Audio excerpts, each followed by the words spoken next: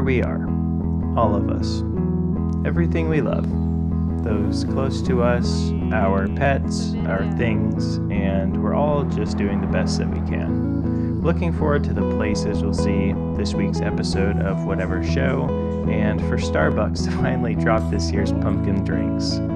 Then it's, wow, Christmas really snuck up on us this year. It's silly how our brains can zoom in so far from the big picture. I get it though, if we weren't built to compartmentalize things, I'm sure the thought of death might be more haunting. It's probably best just to focus on the things in our control, the things that make life enjoyable. I guess I just wish we had more time to figure out what that is, what's important, and to do more of those things. Seems that might be a very subjective answer though. Sometimes it feels like purpose is a moving target, and I have poor aim. Ichigo Ichie is a Japanese phrase that translates to one encounter, one lifetime. It's the appreciation of the unrepeatable nature of every moment, and it's an encouragement to treasure each moment as if it'll never happen again.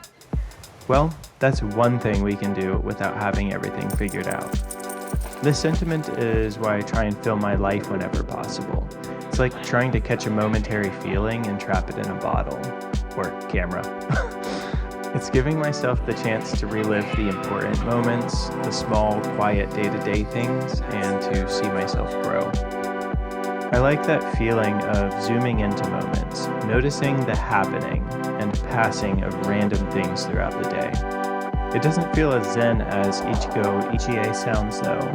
In practice, it's more like anticipatory nostalgia or another concept, mono no owari, a bittersweet awareness of change and recognizing the inevitable passing of time. I'm not sure if you can tell, but I think about time a lot. Sometimes about how to spend it on any given day, sometimes about how to spend my life as a whole, and then I wonder if I can just slow the whole thing down.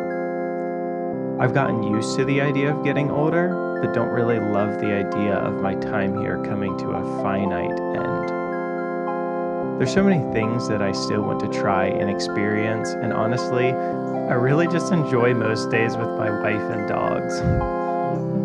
It's weird to think that one day it'll all just be a blip in time that we shared. Something happens when we reach adulthood, where weeks and months can blur by if we're not careful. The holiday paradox is a great example. It explains how the long wait at the airport will later feel short and the fun parts will fly by in the moment, yet feel longer and fuller later. All of the new things you did combined with the heightened emotions created memory markers, unique moments for you to look back on. Sure, it felt quick in the moment, but that's because you were actually present for it. On the contrary, in everyday life with routines, we can sit in autopilot without even realizing it. It's really useful not having to make every decision again like it was the first time, but with less diversity and more baseline emotions, you get the whole, the year is already half over moment more often than you'd like. Screens hit even harder, we all know that. The time passage is defined as short, feels quick during and after. A little weird to think that you're technically speeding up time with less to show for it. The opposite happens in childhood. I mean, every day is novel. Thousands of new experiences, infinite things to learn, and you feel new emotions all the time. It's wild how much our lives varied each year, always on to the next level of interacting with the world in a new way. I used to feel a little helpless as I transitioned into being a grown-up, until I realized you really can just keep doing new things. Yeah, maybe we've seen a lot of what there already is, and everyday responsibilities are higher than they used to be. But with the little instance of time we get here, I think we owe it to ourselves to find the magic in life until we're done, rather than leave it behind at some arbitrary marker. Parkinson's law states that work expands to fill the time available. I feel like this applies almost anywhere though. Like, how many times have I gamed an extra few hours simply because I had the time? This is probably where I struggle the most. Just because there's time available, it doesn't mean I should default to the easiest route. I mean, sometimes it's analysis paralysis, and I'm just not sure what the best thing is to do, but life can be tiring, and shutting my brain off to binge a show feels great sometimes. And that's the thing, if I enjoy it, why shouldn't that make up most of my time? Okay, I know why. It's because there's faraway places that I want to see, art that I want to make, people that I want to spend my time with. I want to be creative and be engaged 100% into what I'm doing.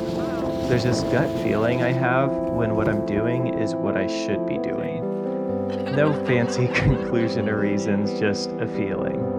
Not even sure what makes me jump from hobby to hobby, but there's a contentment within me when I reach that place.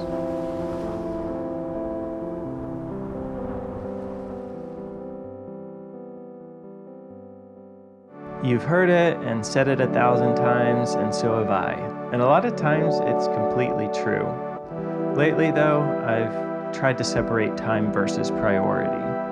When asked if I've done something that I haven't as of lately, I'll typically try and say that I just haven't been prioritizing it. Sometimes it's easier to give up control over not doing something because of lack of time, but I think I'd rather keep that control in my own hands. It makes me feel more able to direct what's happening in life and not just life happening to me. All of this to say, I'm not making this to give advice or say anything new. This is just another period where I'm reflecting and attempting to try and create some sort of digital time capsule for myself to look back on later. Me in 5 years will be different, and even more of a changed person in 10. I hope he looks back on this and all the previous times he captured, and he can stay connected to all of those different people he's been. It's never been about reaching one static point or achieving something and being done. If I'm always changing and growing in some way, maybe that's enough of a marker for using my time well. Either way, I'll keep thinking about it, and fingers crossed, still feel the same excitement about life in the future.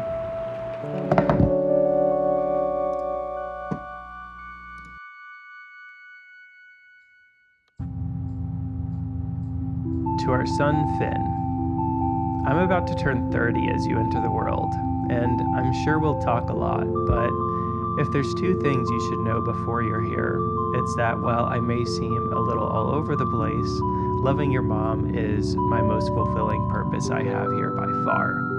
And now you're included in that too. I haven't met you, but I'm proud of you already.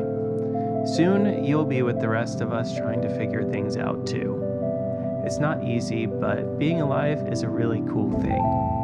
Also, I'm excited to make videos together. Okay, bye.